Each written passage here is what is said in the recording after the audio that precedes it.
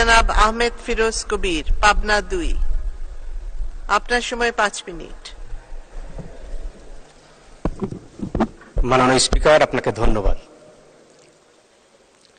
আমাকে মহামান্য রাষ্ট্রপতি ভাষণের উপর কথা বলার সুযোগ দানের জন্য আপনাকে ধন্যবাদ। দ্বাদশ সংসদে প্রথমবারের মতো কথা বলার সুযোগ পেয়ে প্রথমে আমি সশ্রদ্ধ চিত্তে স্মরণ করি স্বাধীন বাংলাদেশের স্বপ্নদ্রষ্টা, হাজার বছরের শ্রেষ্ঠ বাঙালি, জাতির জনক বঙ্গবন্ধু শেখ মুজিবুর রহমানকে।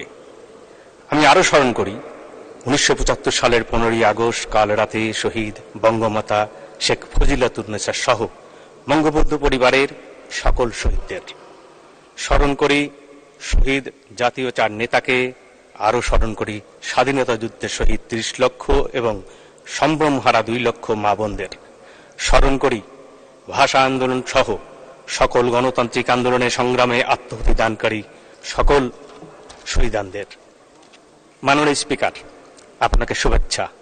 টানা 4বার মহান জাতীয় সংসদের স্পিকার নির্বাচিত হয়, আপনাকে শুভেচ্ছা। মাননীয় স্পিকার, মাননীয় প্রধানমন্ত্রী বঙ্গবন্ধু কন্যা জননেত্রী শেখ হাসিনাকে শুভেচ্ছা। তাকে শুভেচ্ছা জানাই, তিনি টানা 4বার সহ পঞ্চমবার বাংলাদেশের প্রধানমন্ত্রী নির্বাচিত হয়েছেন। তিনি আমাদের আশা ভরসার আশ্রয়স্থল। আমি আমার প্রাণপ্রিয় নেত্রীকে কৃতজ্ঞতা জানাই, তিনি পরপর 2বার আমাকে মনোনয়ন দিয়ে এই সংসদে আমার কথা বলার সুযোগ করে দিয়েছেন। কৃতজ্ঞতা জানাই আমি আমার নির্বাচনী এলাকা 69 পাবনা 2 সুজানগর আমিনপুর থানার সকল জনগণকে। আমাকে তারা ভোট দিয়ে জয়যুক্ত করে এই সংসদে পাঠিয়েছেন তাদের হয়ে কথা বলার জন্য। মাননীয় স্পিকার, মহামান্য রাষ্ট্রপতি তার দীর্ঘ বক্তব্যের মধ্যে যথার্থই তুলে ধরেছেন বঙ্গবন্ধু কন্যা জননেত্রী শেখ হাসিনা ধারাবাহিকভাবে দেশকে এগিয়ে নিয়ে চলেছেন। আজ বাংলাদেশ বিশ্বের কাছে উন্নয়নের রোল মডেল, বাংলাদেশ আজ বিশ্বের কাছে বিস্ময়। মাননীয় স্পিকার, এই প্রসঙ্গে আমি আমার এলাকার নির্বাচনী এলাকার কিছু কথা আপনার মাধ্যমে তুলে ধরতে চাই।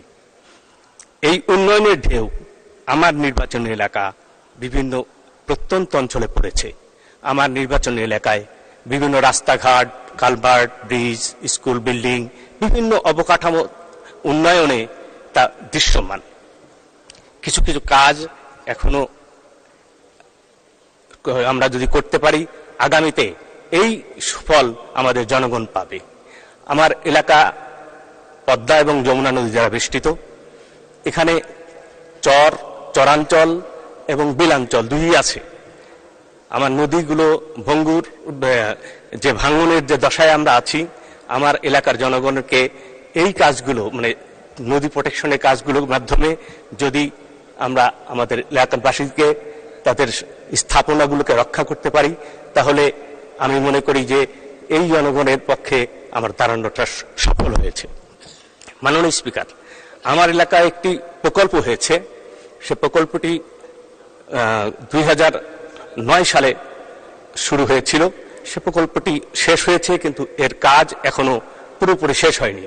বিলগন্ড হস্তি প্রকল্প, এই প্রকল্পের যে মূল কাজটি পাম্প হাউস, সেটি হয়েছে, কিন্তু পাম্প হাউসের সংশ্লিষ্ট অন্যান্য কাজগুলো না হলে জনগণ এর সুফল পাবে না। আমি আপনার মাধ্যমে জানাতে চাই এই সংসদকে এবং আমার সংশ্লিষ্ট কর্তৃপক্ষকে, তারা যেন এটিকে অগ্রাধিকার দিয়ে এই কাজগুলো সম্পন্ন করলে এর উপকার আমার এলাকাবাসী পাবে।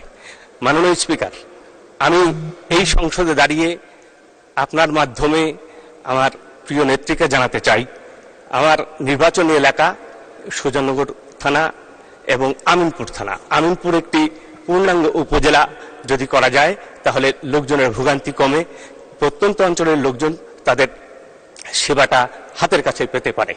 মাননীয় স্পিকার, এই বিষয়টি যদি আমরা আমাদের জনগণকে দিতে পারি তাহলে তারা সেবাটা তাদের দোরগোড়ায় নিয়ে যেতে পারবো।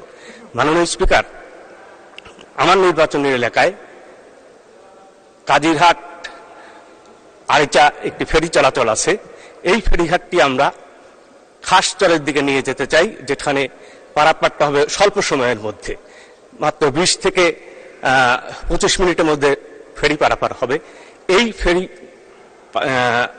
পাড়া প্রাইড এই উদ্যোগটা আমাদের সংশ্লিষ্ট মন্ত্রী মহোদয় জানেন এবং এ নিয়ে 2 মিনিট চলমান আছে। এই কাজটি যাতে অচিরেই শেষ হয়, দ্রুততার সাথে শেষ করা যায় এবং এলাকার মানুষের সুযোগ তৈরি করে দেওয়া যায়, তাহলে অনেক উপকৃত হবে। মাননীয় স্পিকার, আমার এলাকার আরেকটি ফেরিঘাট আছে, সেটি হচ্ছে ধাওয়াপাড়া নাজিরগঞ্জ। এটি নিয়েও আমি সংশ্লিষ্ট মন্ত্রী মহোদয়ের সঙ্গে কথা বলেছি এবং তিনি কথাও দিয়েছেন আগামীতে এটি সম্পন্ন করে দেবেন।